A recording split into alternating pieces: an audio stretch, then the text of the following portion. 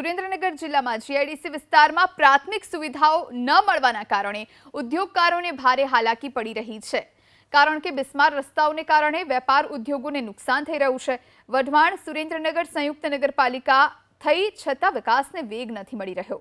વાઇબ્રન્ટની જેમ સુરેન્દ્રનગરના ઉદ્યોગકારો દેશ વિદેશમાં પોતાનો વેપાર કરી રહ્યા છે, ત્યારે ખરાબ ઇન્ફ્રાસ્ટ્રક્ચરથી વિદેશી રોકાણકારો પાસે આપણી છબી ખરડાઈ રહી છે, જેને લઈ જલ્દીથી રોડ રસ્તા રિપેર કરવાની માંગ કરવામાં આવી। અનેક જગ્યાએ રજૂઆત છતાં કોઈ ઉકેલ નથી આવી રહ્યો। એવામાં નગરપાલિકા હૈયાધારણા આપી રહી છે કે ઉચ્ચ કક્ષાએ સૂચન કરવામાં આવશે તે પ્રમાણે આગામી દિવસમાં કામગીરી કરવામાં આવશે।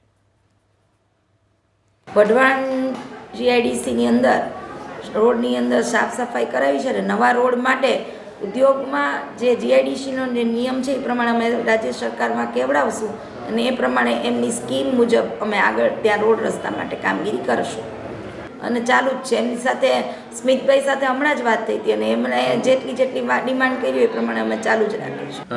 હાલમાં જ થોડાક વર્ષો પહેલાં જ સુરેન્દ્રનગર અને વઢવાણ નગરપાલિકા મર્જ કરી દેવામાં આવી। મર્જ કર્યા પછી